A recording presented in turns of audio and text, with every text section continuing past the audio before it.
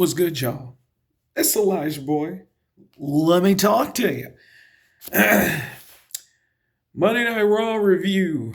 They were live in Rio Rancho, New Mexico. I thought they said Albuquerque at first, but apparently they were in Rio Rancho. We kick off the show with our new World Heavyweight Champion, CM Punk. He comes out to all the fanfare and all that good cheese. Cuts a promo about who he needed to thank. He shouted out AJ Lee. He shouted out main event Jey Uso and the WWE Universe for cheering him on. And of course, in typical Punk fashion, he starts to call out a bunch of people if they want a shot at him. And he also did the Seth Rollins sling, and I know he was just rubbing it in Rollins' face, and he was like, "That was for you, Seth," But he called out. He said, "I know there's a lot of guys in the back. I have a huge target, and there's a lot of talented superstars. I'm talking people like Braun Breaker, Bronson Reed, even guys, the phenomenal AJ Styles." And he said, "How about this banger, Sheamus?" I'm like, ooh, I don't know if they've ever wrestled. Has Punk wrestled Sheamus before? It's a match I want to see, but who knows? We might get our wish. Even Dirty Dom, and he got cheers, like a lot of cheers. JD McDonough, he gave him props. And Finn Balor, he said, "I ain't running from nobody." Even a man who doesn't have a whole lot of dates left, John Cena. I'm like, ooh. You never know. Anything can happen. I mean, he has a few dates left, so we'll see, But before Punk can enjoy more of the fruits of his labor, hey, yo! Logan Paul comes out, and I'm like, oh, my God. This man show up like herpes out here, bro. What the Well, I don't have it, so I wouldn't know, but you get what I'm saying. This dude shows up, the crowd is booing, and he's smiling. Say what you will about Logan Paul, he never lets hate rattle him, He cuts his promo about how he's at the front of the line. And then next thing you know, ladies and gentlemen, Paul Heyman comes out. And he says, "All I see in that ring is a beep without an owner. I'm talking to you, Mr. YouTuber." I'm like, ooh. So Paul Heyman told Logan Paul that he's not in the front of the line. He's in the line waiting to get in line behind the OTTC, the tribal thief, or whatever. Bronson Reed puts up the one, and the man who's going to main event WrestleMania, Braun Breaker. He does a little net, If I'm Bronson Reed, I would feel some type of way. I'm like, hold on, man. You calling him the main eventer? Am I going to main event WrestleMania? No? You just going to pretend? Okay. He's just going to ignore it? All right. I mean, he beat Roman Reigns, but, whatever. It's no big deal. So, Paul Heyman tells Logan Paul to run away. But Logan was like, "Really? I was here first. You snooze, you lose.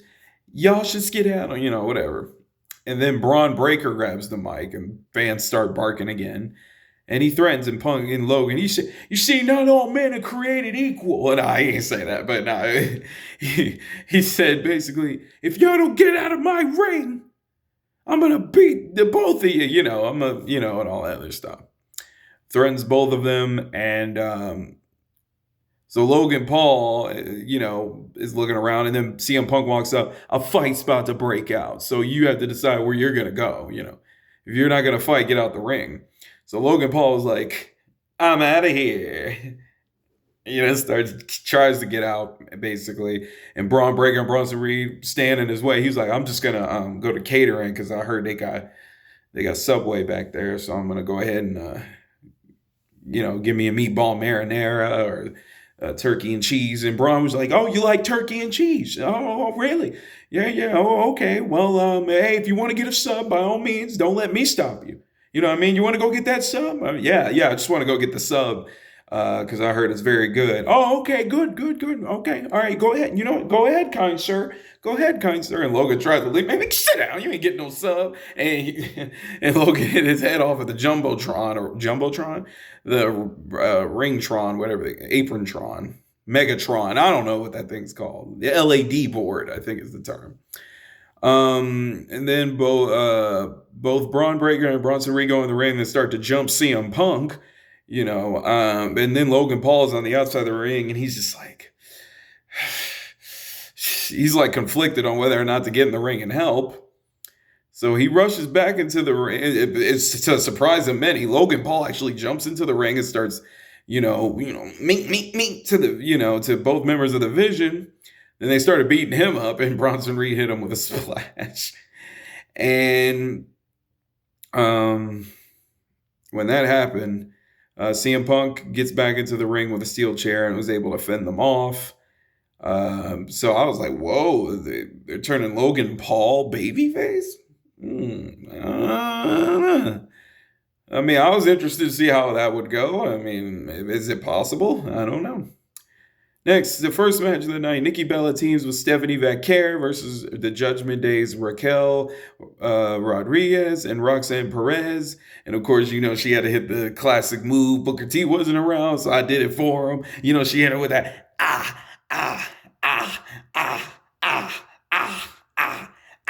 yeah.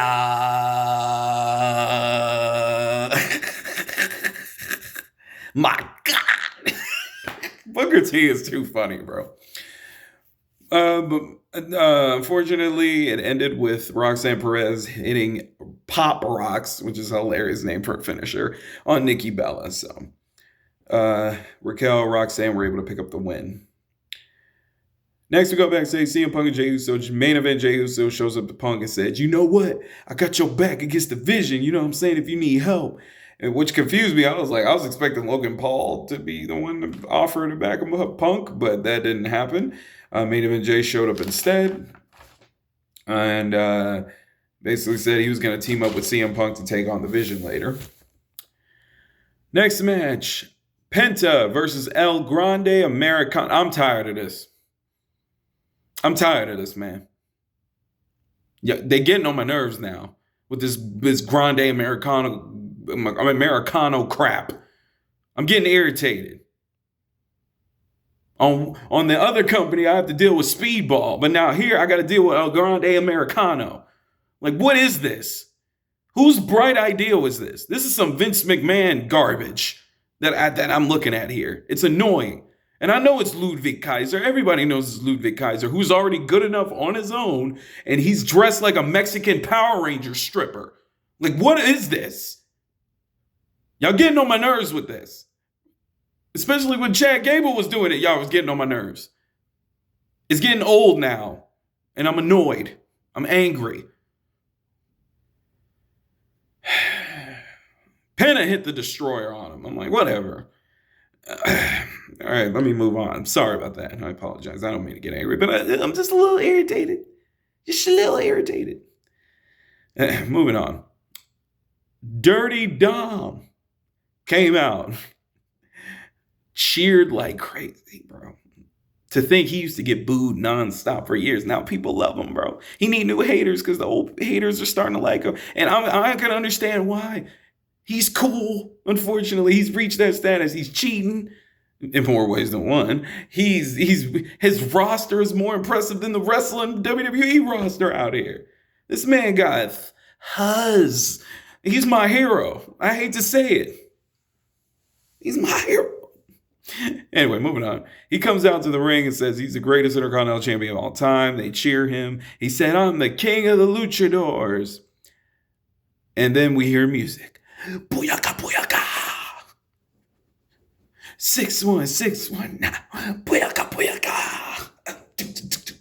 That's my brother. Booyaka, booyaka. 6-1, now. Booyaka, booyaka. You know what I'm saying? Rey Mysterio come out, dog. He been gone for a minute. He was gone for uno momento. And he's back, man. He back. Like Slim Shady. He's back. Back again. Shady's back. Tell a friend. Okay, I'm sorry. Uh, my goodness. So Rey Mysterio comes out and basically says, "You ain't the greatest luchador of all time, right? It's one thing to call yourself the greatest intercontinental champion, but you are not the greatest luchador of all time.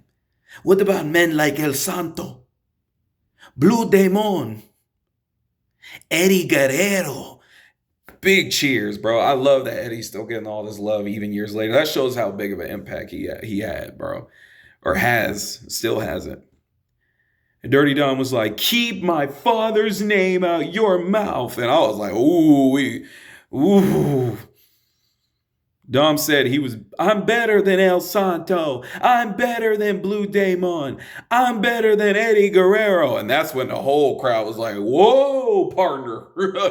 Hold on a sec. He loco, man. He think he better than Eddie Guerrero." And then the crowd started chanting, "Whoop his, whoop his, whoop his." All of that, bro. That's crazy. They went from loving him, hating him. All it took was him dissing Eddie or saying he better than Eddie Guerrero, bro. Rey Mysterio let Dominic know. He said, "Before I leave, I'm going to tell you 3 things. You'll never be the king of luchadors. You will, as long as I am around, you will never be the king of the luchadors. As long as I'm around, this won't be your ring.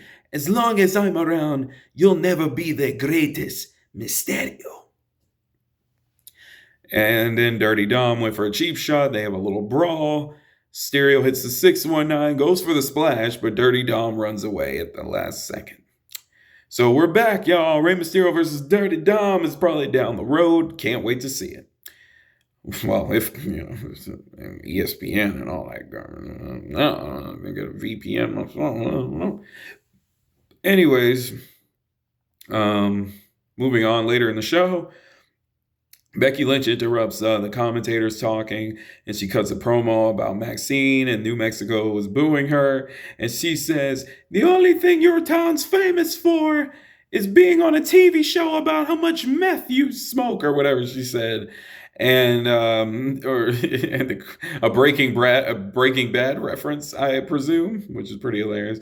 So Becky Lynch basically warned Maxine about, challenging her for the title down the line, which she is owed a match. So next, Bayley and Lyra Valkyria take on the Kabuki Warriors. Pretty standard tag team match, but the Kabuki Warriors were able to pull out the win via submission, I believe it was. And before the Kabuki Warriors could do anything to Bayley and Lyra, Charlotte Flair and Asuka. Charlotte Flair and Alexa chased them out of the ring. So we go backstage to the Judgment Day Clubhouse. Roxanne Perez lets Finn Balor know that next week, Raquel Rodriguez will challenge Stephanie Vaquero for the Women's Championship. I'm like, ooh, this should be interesting. Dirty Dog comes out. He's upset about what happened out there. He's like, "Where were y'all at when I needed you?" And Finn Balor was like, "You don't invite us to your celebration. You expect us to be out there? Maybe we would have helped you out, but no, Dirty Dom has to have the spotlight, and all that other stuff." They're like a dysfunctional family. Anyways, now if you'll excuse me, me and JD are going to go get the tag team championships back, and all that good stuff. So Dom is all upset, right? And Raquel, she was checking out something on the board, and Perez was like, "Dom, let me talk to you." Sits him down on the couch, right?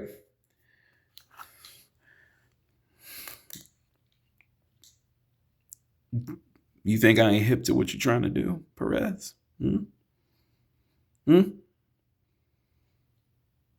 So you made him sit on the couch, huh?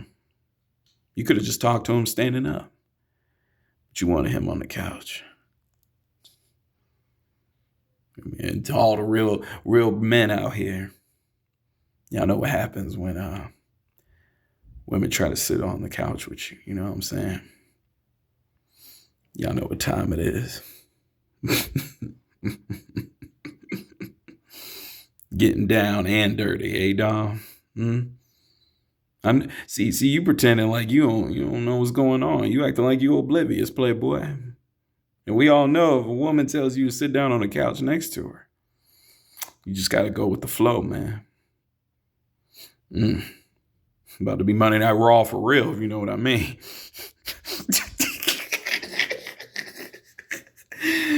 Basically, Perez, when she sat him down, even the crowd went, oh, you know what I mean? Basically tells Dom to be the bigger man and to try to help out the Finn and them on the Judgment Day. And Dirty Dom was like, you know what? You're right. But she hit him. She gave him that look, though. See, I be peeping stuff like that. She gave him the look. She was like, y'all know that look girls get when they really want you. They be like, you know, sorry. But basically, take that 1 out of 619, and what do you get? No, okay, I'm sorry. Let me chill.